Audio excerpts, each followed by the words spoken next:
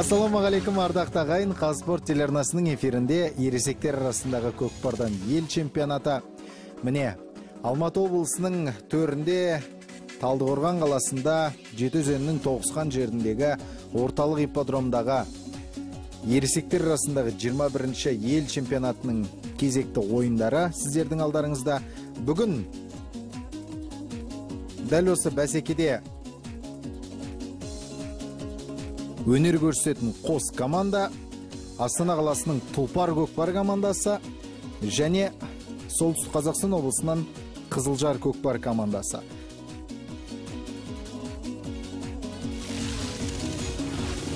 Команданың арасындағы тартысты ойында бүгін тамашалайтын боламыз ардақта ағайын.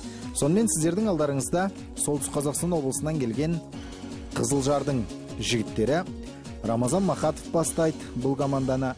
Еркебұлан Дүйсеков, Данияр Мұхат, Бақытжан Хамзин, Руслан Смағұлов, Дулат Ахатов, Алпамыс Қақов, Алмас Зайдуллин, Вадим Любарский, Әділет Ильясов, Қайырла Балғожин және Қайыржан Тоқымов. Команданың жетекшісі Халықов Мырза, ал команданы Рамазан Махатов жаттықтырады. Сонымен қатар дәл осы қызылжарлықтардың қарсыластары Астана қаласының Тұлпар көкпар командасының тізімі сіздердің алдарыңызда тұр. Қазыбек Амангелдинов, Данияр Оспанов, Бауыржан Айтмағамбетов, Қуаныш Ырысмағамбетов, Рүстем Макулов, Данияр Галиноров, Ерлан Қанапин, Арслан Қабжанов, Владимир Кил, Жамбулат Қыздарбек, Ахат Алшынов және Арман Абжанов. Дәл осы жігіттер бүгінгі керемет ойынның өрнегін кіргізетін болады. Ал Астана қаласының Тұлпар көкпар командасын Аманжол Хасенов жетекшілік етсе, Данияр Оспанов жаттықтыратынын өздеріңізге айта кетейік. Міне, сіздердің алдарыңызда нағыз көкпардың құрыш қолды тақымы тастай ұлы даланың апайтөс батырлары,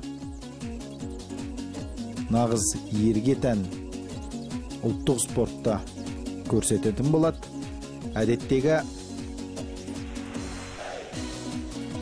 келісілген дүние бойынша ережеге сәйкес біріншіден әуелі сәлем сауқат сұразып алып қос команда бір-бірімен, одан кейін барып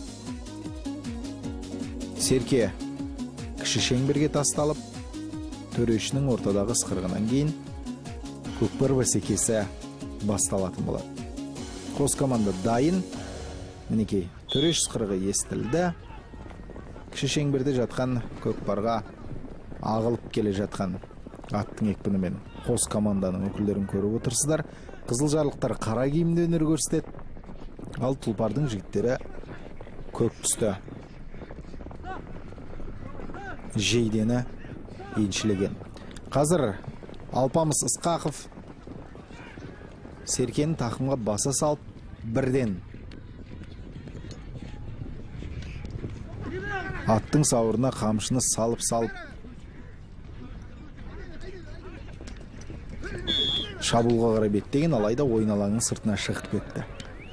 Ортада дәл қазір жекпе-жек сайысы. Жалпы жекпе-жек сайысы бұл шын мықтылардың арасында болатын керемет сайыс. Қазір Еркебұлан Дүйсеков шықты Солтүстік Қазақстаннан және Арслан Қабжанов Астананың Тұлпарынан ортаға шыққан еді. Қазір Арслан Қабжанов дәл қазандықтың түбіне келді де керемет бір салымға қол жеткізді. Мінекей, өздеріңізде көріп отырсыздар. Ерлан Қанапинге ұзатып жіберіп серкені. Ерлан Қанапин ойынның 2-ші минутында бүгінгі бәсекенің алғашқы есебін ашты. Таныстыра кетейік, Ерлан жалпы 1989 жылы туған шабандоз. Астында Бурабай атты тұлпарымен осындай керемет өнер көрсетті. Ақмола облысының тумасы. Жоғарыда айтқандай ойынның 2-ші минутында әп-сәтте керемет нәтижеге қол жеткізді. Өте тамаша. Енді кіші шеңберге қайтадан тасталған серкені қос команданың 10 ойыншысы бірінші болып алуға тырысады. Алпамыс Ысқақов тағы да Алпамыс десе алпамыс екен. Әрдайым Серкені бірінші тақымға басып алады. Және шабуылға қарай беттеген кезінде командалық әріптестерінің қолдауы кішкене аз болып қалып жатыр. Қарсылас команданың өкілдерін жауып кішкене жолда ашуға тырысатын болса, онда тұлпарлықтардың қазандығында әлдеқашан бір Серкенің жатуы тиіс еді. Дегенмен Астананың жігіттері қорғанысты қатырған, тасқамал бекініс боп дәл қазандықтың түбінде жайғасып алады. Бірақ міне салым салуға ұмтылып еді Солтүстік Қазақстанның жігіттері. Ол салымды өздеріңізде көріп отырсыздар. Қазыбек Амангелдинов қазандыққа түсіп бара жатқан жерінен қайтарды. Қауіптің бетін әрі қайтарып, дәл ойын алаңның жиегінде қазір көкпар өрбуде.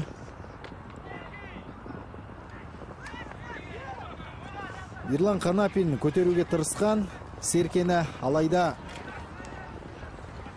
қайтадан жерге түсіп кеткенін көріп отырмыз.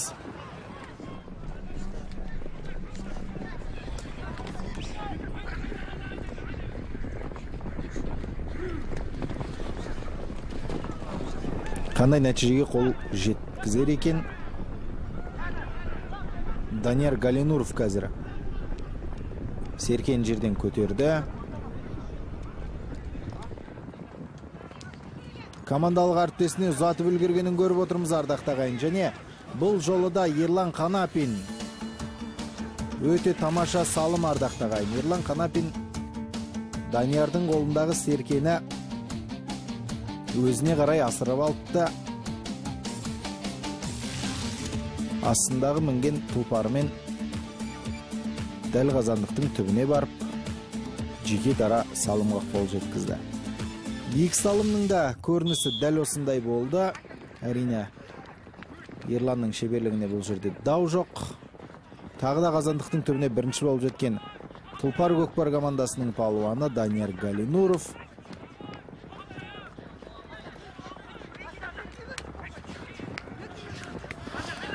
Серкеге жабысқан Солтүстік Қазақстанның жігіттерін көріп отырмыз. Жалпы көкпар бәсекесінде аттың үстіне қонып отырып, Серкеге таласып, қазандыққа ұмтылып, Қызылжардың жігіттерінің ерекше өнер көрсетуінің өзі бұл өңірдегі соңғы уақытта дәл осы ұлттық спорттың ерекше дамып келе жатқанының айғағы десек шатаспаймыз.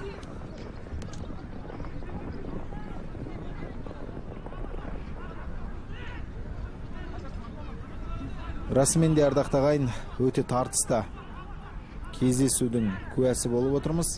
Куәгері болып бұрын соңды Астана қаласының жігіттері мен Солтүстік Қазақстан облысының балуандары осыншалықты дәрежеде ат үстіндегі ойынды керемет өткізуге көп адамның көңілінде күдік боп, сеніміне селкеу ұялағанымен, қазір біз осының нағыз көрінісін көріп отырмыз. Қап. Серкен тамаша қазандықтың түбіне алып келген болатын. Рүстем Макулов. Алайда дәл қазандықтың түбіне шығып, бір лақтыру ғана кем болып тұрған кезде Солтүстік Қазақстан облысының жігіттері қорғанысты күшейтіп Серкені өз еншілеріне алып алды. Бұл да бір жігіттердің қорғаныста қатты ойнайтынының белгісі болса керекті. Серке ойын алаңының сыртына қайта шықты. Қазір тағы да ортада жекпе-жек сайысы болмақ. Төрешінің баста деген пәрменнен кейін Серке ортадағы шеңберге тасталды. Және тартыс басталды. Тағы да сол қос екі азамат Еркебұлан Дүйсеков пен Арслан Қабжанов. Арслан Қабжанов Серкені сүйреп шеңбердің сыртына шығарды, алайда тақымына басып үлгерген жоқ. Осы сәтте ерекше пайдалануға тырысып жатқан спортшылар.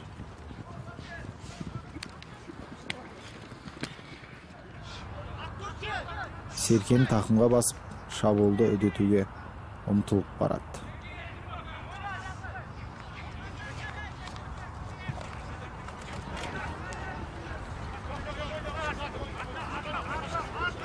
Серкеге талас әлі де өрбуде. Ардақты ағайын, жалпы бұл екі өңірде осы біздің ұлттық құндылығымызға ерекше назар аударатын өзге ұлттың өкілдері жетерлік. Солтүстік Қазақстанда жалпы тұрмыста көп өзге ұлттың өкілдерін білеміз. Қазір осы сөзіміздің дәлелі Владимир Киль, неміс ұлтының өкілі, Серкені тақымына басып Қазандыққа қарай жетіп барады. Алайда Ерлан Қанапинге ұзатқан еді. Қазір міне Ерлан Қанапин Серкені тақымға басып шабуыл жасауға ұмтылғанымен ойын алаңының сыртына шығып кетіп, ортада жекпе-жек сайысымен жалғасатын болады. Қос команданың арасында, ардақты ағайын, екі мықты осылай жекпе-жекке таңдалыпты. Тағы да сол қос азамат Еркебұлан мен Арслан. Екі жекпе-жектегі жігіттердің бір-бірінен басым түсу деңгейлері әзірге тең дәрежеде. Екі спортшының да күштері мығым, аттары да жекпе-жекке сай, өте ерекше дайындалып кепті. Жирен қасқаны қарасаңызда, қарагер тұлпарды көрсеңізде, расымен де бір-бірін қақпайлап, Серкені жауып, барынша егесінің ырқына көніп тұр. Жалпы әуел бастаған сөзімізді жалғастырсақ, өзге ұлттардың арасынан жаңа ғана сөз өткен Владимир Киль, осы Астананың тұлпар-көкпар командасының сапында өнер көрсетеді. Ақмола облысының тумасы Владимир Кильмен бірге Александр Пупенконың тұлпарда өнер көрсеткенін білесіздер. Қазір таңда ұлттық құраманың мүшесі, халықаралық дәрежедегі спорт шебері Александр Пупенко қазір Маңғыстаудың Адай-ата көкпар клубында жаттықтырады жігіттерді, жастарды, өзде өнер көрсетеді. Сонымен қоса мынау Қызылжардың құрамында Вадим Любарский есімді палуан батыр бар. Ол да осы өзге ұлттардың, қазақтың мәдениетіне, өркениетіне, ұлттық спортына қосып жүрген үлесі бар азаматтардың бірі. Қазір Бауыржан Айтмағамбетовтың тақымында Серке. Жалпы Астананың жігіттерін қарасаңыздар, бір жігіт Серкені көтерген сияқты болады, бірақ салым салып атқан басқа балуан. Осыдан аңғарып біз жалпы жігіттердің бір-біріне Серкені ұзату әдістері өте көп және жақсы орындалады. Нәтижесі де жоқ емес.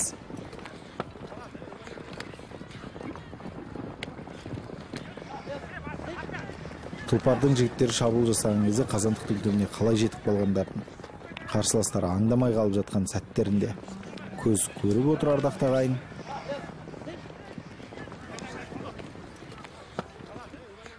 Серке ойын алаңының сыртына қайтадан шығып кетті. Қазір нағыз тартысты кезеңдердің болып жатқанын көріп отырмыз.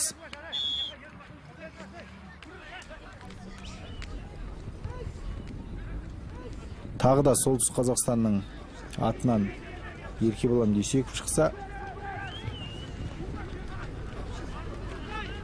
елорданың намысын қорғауға Галинуров Данияр ортадағы шеңберге ойысқан екен, алайда Даниярдың бұл жолы есесі кетті солтүстіктің жігіттеріне. Еркебұлан Дүйсеков хатшы дегенмен де өте тәжірибелі спортшы. Қазір тақымына басқан Серкені Құрышқолды азаматтардың алдына өңгеріп берер емес. Өте тамаша өнер көрсетуде. Осы қарқынмен шабуылға жеткізген солтүстік Қазақстанның жігіттерін көріп отырмыз. Алайда Серке ойын алаңының жиегінде қалды. Тағы да солтүстіктің жігіттері еңкейген болатын, алайда қол Серкеге жетпеді. Бірақ онымен тоқтамау керек.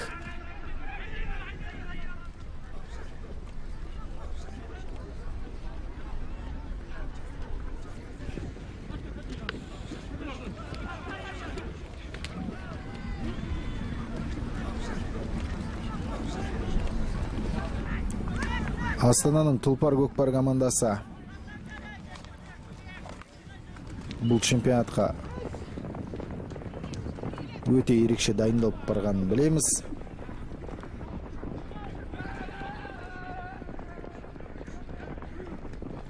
Міне тағы да қазір Серкені тақымдаған Галинуровты көріп отырмыз. Және Ерлан Қанафин шабуылға араласуға барын салуда. Алайда жан-жақтан қаумалаған қызылжарлықтар бұл Серкені тастатпай жатыр.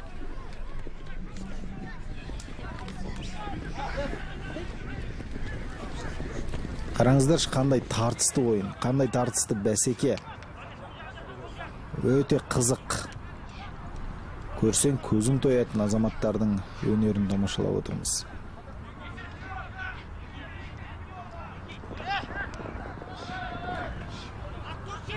Міне қазір салым салуға тамаша мүмкіндік бар еді, алайда қорғаныстағы жігіттер қақпайлап ортаға кіріп кетті. Сөйтуде Серкеге қайта жабыса қалған сәтіне куә болып отырмыз. Ерлан Қанафин мен талас.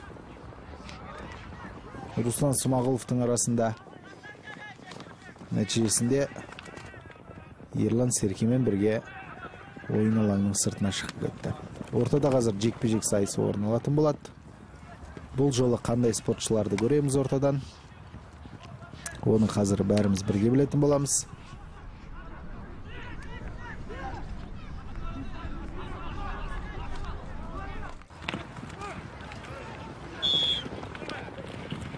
Ортада жекпе-жек сайысына баста дейтін пәрмен берілді. Және Арслан Қабжанов қайта шыққан екен.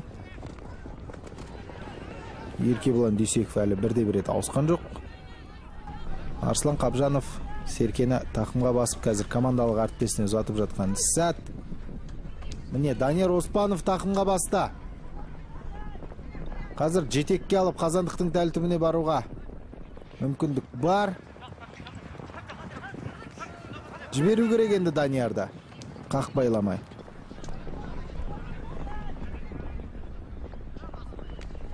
Қанша қазандыққа қарай ұмтылғанмен қорғаныстағы солтүстіктің жігіттері әлі дес берер емес. Шабуылды нәтижелі аяқтауға әзірге есеп 1-0.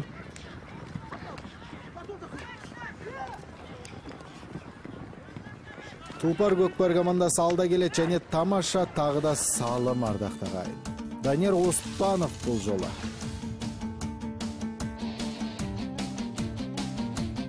Данияр Оспанов 1981 жыл туған шабандоз астындағы Тұмар есімді Тұлпар. Ақмола облысының батыры Астананың Тұлпар командасына 3-ші салымды алып келді. Есеп 3-0. Енді бірінші кезеңнің бірінші таймның аяқталуына небәрі санаулы сәттер ғана қалды. Сары кеткенде бір рет қана шабуыл ұйымдастыруға мүмкіндік бар шығар. Оның өзі қандай нәтижемен аяқталарын біз қазір көретін боламыз. Данияр Галинуров. Серкен асықпай тақымға басып, өз қазандығының тұсынан айналып, қарсылас командаға қарай шабуылға беттейді. Міне, атты бауырдан тепкініп сауырға қамшыны басып міне қазандықтың түбіне келіп қалған сәт және тамаша салым салуға мүмкіндік ардақты ағайын. Алайда бұл шабуыл да нәтижесіз аяқталды. Бірінші таймның қорытындысында 3-0 Тұлпар Көкпар командасы алды. 3 салымның қайталап көрінісін сіздердің назарларыңызға ұсынып отырмыз.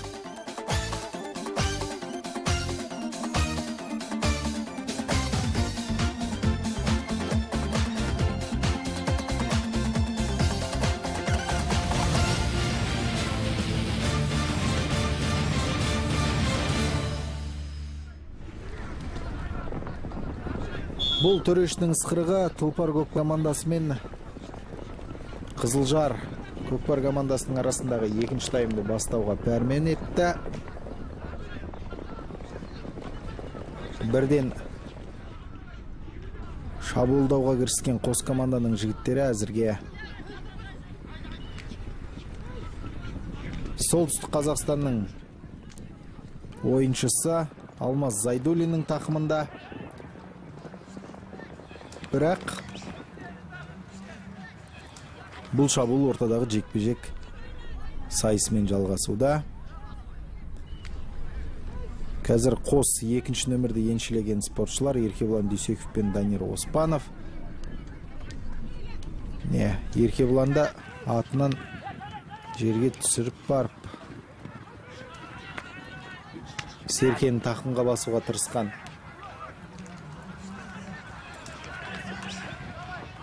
Данияр Оспановтың ойы жүзеге аспай қалды. Алайда әлде болса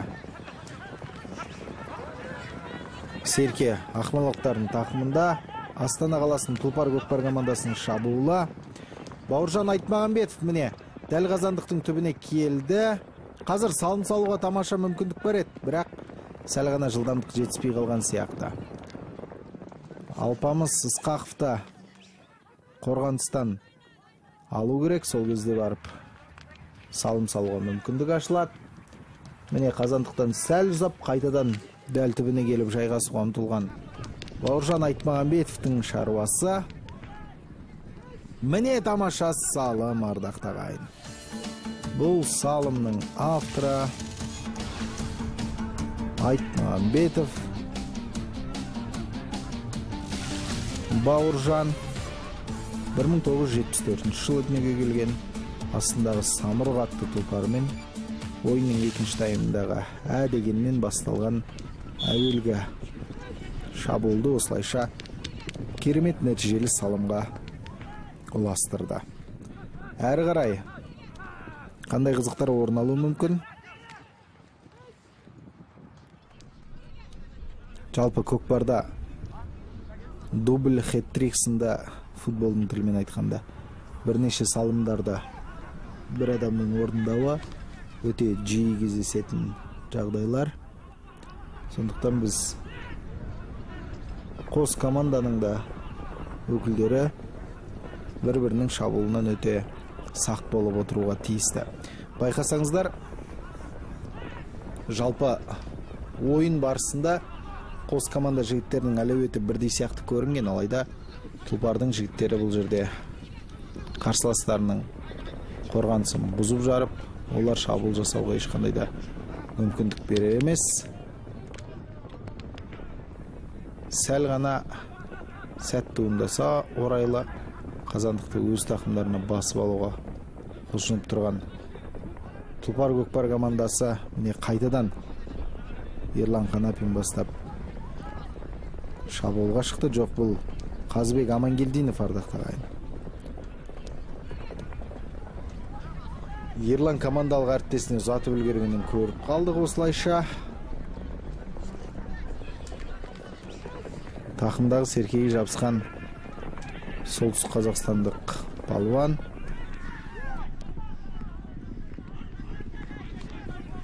барын салғанымен серкені тақымнан жұлып ала алмай отыр.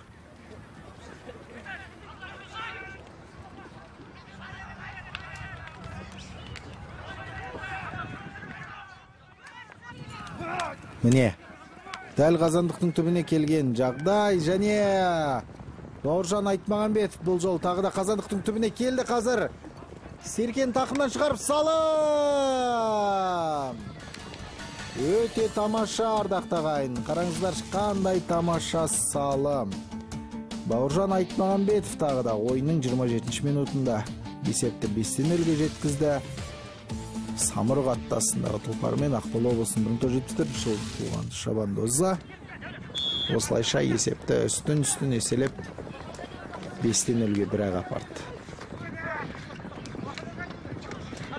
Әлі де 10 минуттан аса уақыт бар.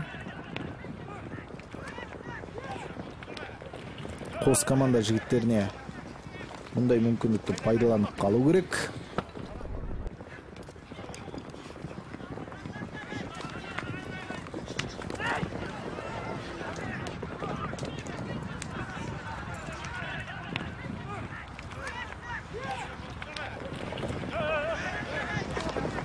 Тағы да Рүстем Макулов, Тұлпар Көкпар командасының балуаны, командалық әріптестермен бірге керемет шабуыл ұйымдастыруға оңтайлы сәтті іздеп жүргенін көріп отырмыз. Дәл Қазандықтың түбіне келді, алайда бір-бірінің ат екпінімен ойын алаңының сыртына шығып кетпесе де Қазандықтан алыстап кете барды. Әлде кеш емес, тағы да бір айналып шабуыл жасауға мүмкіндік бар. Жалпы енді Солтүстік Қазақстан облысының Қызылжар Көкпар командасына асығу керек, қанша дегенмен де. Ал тұлпарлықтар барынша уақыт ұстауға тырысады.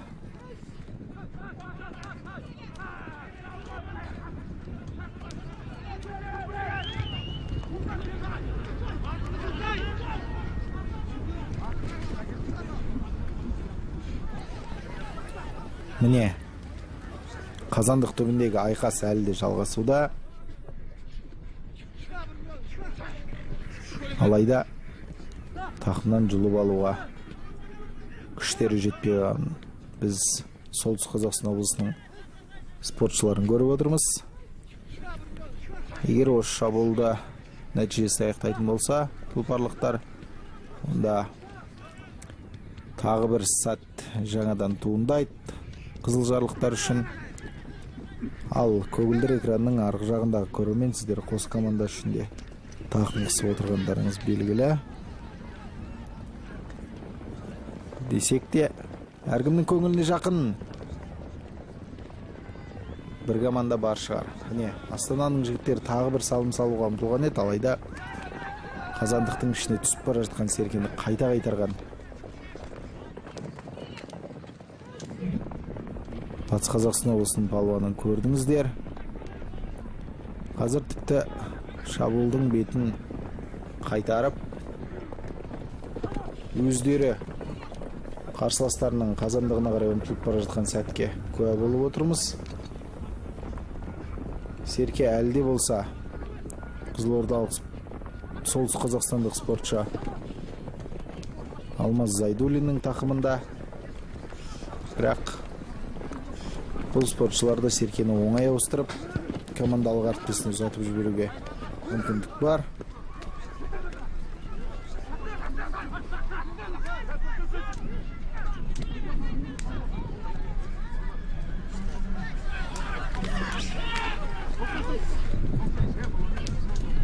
Міне қазір жеке дара қамшының сауырына қамшыны басып жылқының шығып кетті. Командалық әріптесінің жетегіне сүйеніп, міне тамаша мүмкіндік және салым ардақты ағайын. Руслан Смағұлов бұл салымға қол жеткізген спортшы. 1990 жылы туған, астындағы тұлпары бекет деп қойған екен. Руслан Смағұлов осылайша өз командасына бір ұпай алып келді. Ойынның 31 минутында. Алда 9 минуттан аз уақыт қалды. Осы қалған сәттерде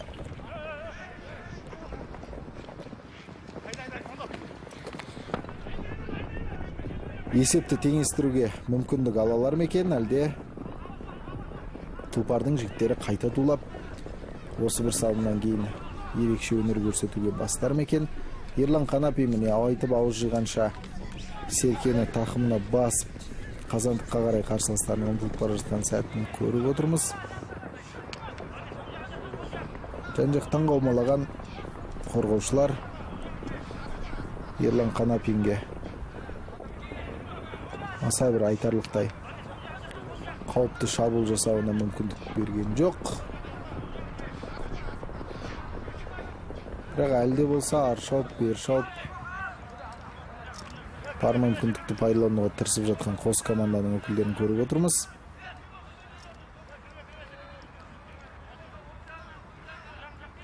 Міне салым салуға ұмтылған Данияр Оспанов команданың жаттықтырушысы ресми. Қазір Ерлан Қанапи мен Қазыбек Амангелдинов Серкені өзара бөлісіп, Қазыбектің тақымына салды. Енді аттың жылдамдығын пайдаланып, қазандықтың дәл түбінен бір-ақ шығу керек. Қараңыздаршы, қалай ұмтылып алуға келеді. Бірақ ат тізгіні дәл қазандықтың түбінен алыста қалды. Әлде болса Серке жерде жатыр.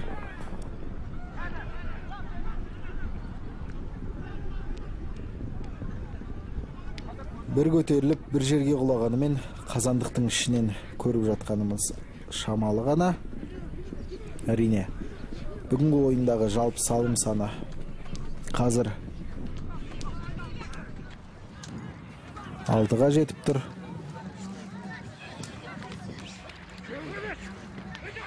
Ортада жекпе-жек сайысы қайтадан жалғасатын болады. Бұл жолы Еркебұлан Дүйсеков тағы да шықты. Өздеріңіз көріп отырсыздар.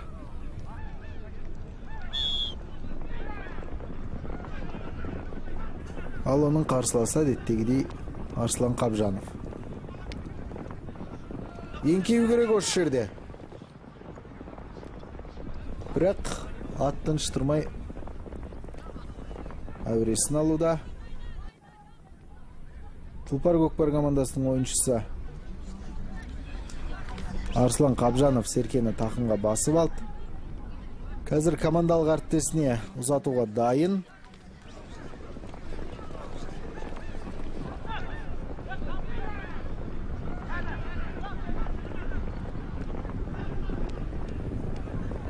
Қазандықтың түбіне келген Данияр Оспанов.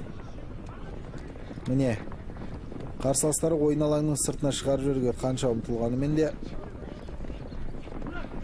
әзірге іште Данияр. Және дәл қазандықтың түбіндегі жағдай тамаша салым ардақтағай. Даниярға жәрдемдескен Рүстем Макуловпен қатар ойнайтын Қуаныш Ырысмағамбетов. Алайда салымда Данияр Оспановтың атына жазылған. 1981 жыл туған Шабандоз астындағы тұлпары Тұмар Ақтөбе облысының балуаны осылайша ойынның 36 минутында есепті 6-да 1-ге жеткізіп тастады.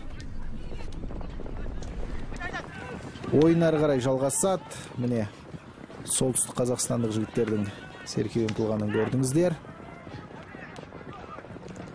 Мінекей, ойынның аяқталуына сәл ғана уақыт қалған кезде барынша тартысты бәсекенің одан сайын қарқынына қарқын қоса беретіні түсінікті жағдай. Қазір тағы да Тұлпар көкпар командасының жігіттері ытқып алға шыққанын көрдіңіздер.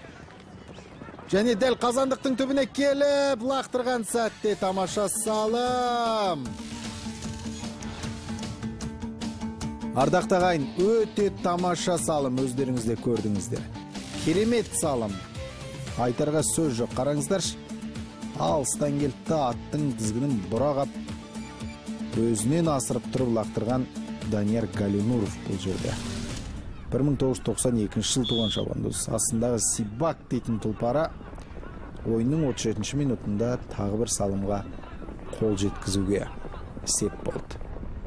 Мінекей, қайтадан тұлпардың жігіттері міне.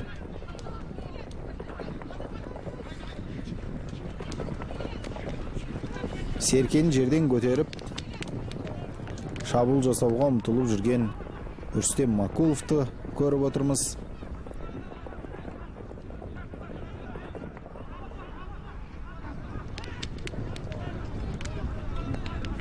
Серкеге қолын жеткізбей жүр Қайырлы Балғожиннің, Солтүстік Қазақстан облысының спортшысы. Міне Ақаттың тақымына ауысты Серке. Ақат Алшынов. Қараңыздар, Ширен Қасқамен қалай текетіресіп. Қара көк тұлпар екеуі ұмтылып келеді. Міне қалай бұрылып Серкеге қарай, Қазандыққа қарай беттеген сәтін көріп отырсыздар. Тізгінге жармасқан Қуаныш Ырысмағамбетов мінекей. Дәл Қазандықтың түбінде қазір мына ту сыртынан айналып келіп тастауға ұйғырған сияқты. Бірақ осы кезде Алпамыс Қақовтың қолына іліне кетті Серке. Алайда командалық әріптесі Данияр Оспанов мінекей араласып Ақатқа барынша жәрдем беруге тырысуда.